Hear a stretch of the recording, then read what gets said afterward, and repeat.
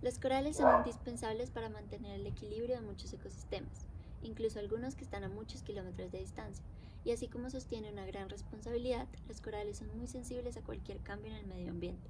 Como seres humanos somos la especie que con nuestras prácticas más afectamos la armonía del hábitat de los corales. Por esto, y a medida que nuevas generaciones llegan a ocupar este planeta, la importancia de comunicar tanto las problemáticas como sus posibles soluciones se vuelve cada vez más primordial. Como creadores, investigadores y ecologistas, pensamos que esta información debería estar al alcance de todos para lograr que sea de conocimiento común en la sociedad. En este capítulo les presentamos blanqueamiento de los arrecifes de coral. Hola, mi nombre es Natalia Guachávez y el día de hoy vengo a contarles qué es el blanqueamiento de coral.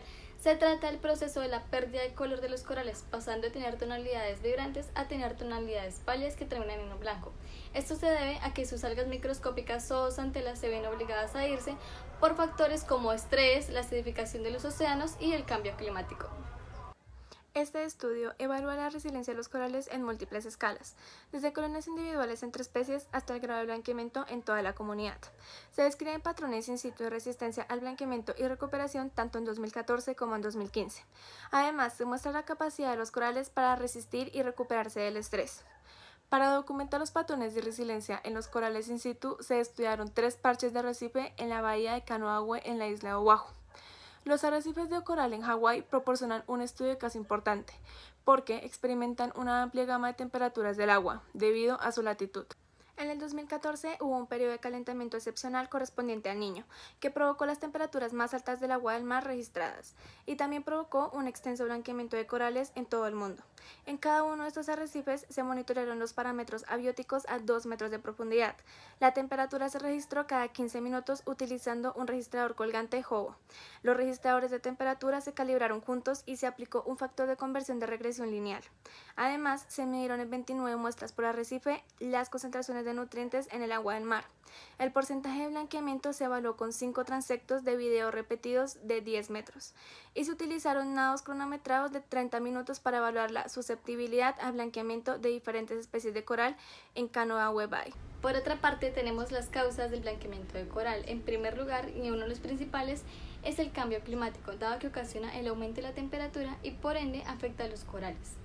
En segundo lugar, tenemos la contaminación en las escorrentias, debido a que cuando hay grandes lluvias pueden llevar partículas contaminantes que afectan a los corales que se encuentran en la costa.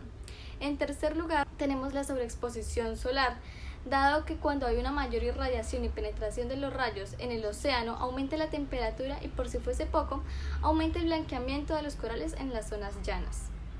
Y por último, pero no menos importante, tenemos que el blanqueamiento de coral también se encuentra asociado por las bajas mareas, ya que cuando disminuye el nivel del mar, los corales se encuentran expuestos al aire y por ende son más sensibles y tienden a blanquear. En algunos casos, los corales ligeramente blanqueados tienden a recuperarse y en un transcurso de semanas o meses logran sobrevivir. Sin embargo, esto no sucede en todos los casos. Muchos de estos corales mueren al sufrir un blanqueamiento severo. Los corales afectados por el blanqueamiento generan deterioro en la biodiversidad, ya que los arrecifes de coral son el hogar de varias especies marinas, brindan protección hacia los depredadores y brindan aportes a la base de la cadena alimenticia, por lo que su decaimiento y difícil recuperación podría causar la extinción de varias especies dependientes y ocasionar un desequilibrio medioambiental. Estudios obtuvieron los registros históricos de la temperatura en la bahía, con lo que se realizó la reconstrucción de los perfiles de la temperatura del agua. Como se ve en la gráfica, durante 20 años, la temperatura del agua solo alcanzó temperaturas más altas a los 30 grados centígrados en 1994 y 2014, años que también correspondieron a los eventos de blanqueamiento masivo. La segunda parte de la gráfica también muestra que en 2015 se alcanzaron picos de temperatura mayores a los 30 grados centígrados. A diferencia de 2014, en 2015 estos picos fueron más duraderos y además más frecuentes. Tras los picos, se generaron descensos rápidos de las temperaturas, como también permite ver la segunda parte de la gráfica. Encontramos también que en ambos años hubo un blanqueamiento entre el 80 y el 60% de los arrecifes de coral, siendo que el blanqueamiento fue significativamente menor en 2015 que en 2014. Además de esto, encontramos que las poblaciones respondieron de una manera diferente, siendo que las especies de Poecilospora fueron las más afectadas por el blanqueamiento, y además se observó que había diferencias en la velocidad de recuperación y la mortalidad, habiendo especies como P. compresa que fueron mucho más resistentes a los cambios en la temperatura del agua. Encontramos además que solo en 2015 hubo una mortalidad parcial de los corales, lo que se puede ver al efecto acumulativo del estrés térmico. Esto nos habla de lo grave que sería llegar a que estos eventos comenzaran a ocurrir con mayor frecuencia.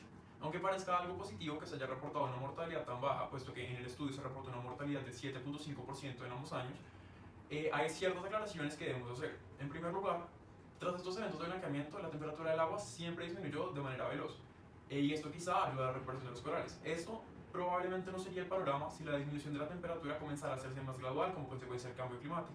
En segundo lugar, aunque hubo mayor mortalidad en 2014 que en 2015, no hay evidencia que nos permita determinar si existió un proceso de aclimatación.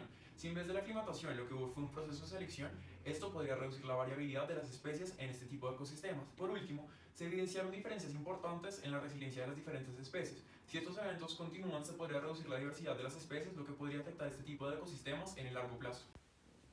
Como conclusión, podemos resaltar que es esencial tomar acción frente al blanqueamiento de los arrecifes de coral causado principalmente por el cambio climático y la acidificación de los océanos. Esto se debe a que los arrecifes de coral son el hábitat de diversas especies como la estrella de mar o los erizos. Estas especies podrían enfrentar un declive en los números de su población, todo por el blanqueamiento. Lo que nosotros podemos hacer es adquirir conciencia sobre los factores que inducen a los corales a blanquearse. En este caso, la actividad industrial de nuestra especie juega un papel protagónico en el agravio de estas estructuras subacuáticas. Podríamos buscar alternativas más sostenibles para la producción industrial y también podríamos, para mejorar este problema, emplear combustibles renovables y dejar de lado los combustibles fósiles.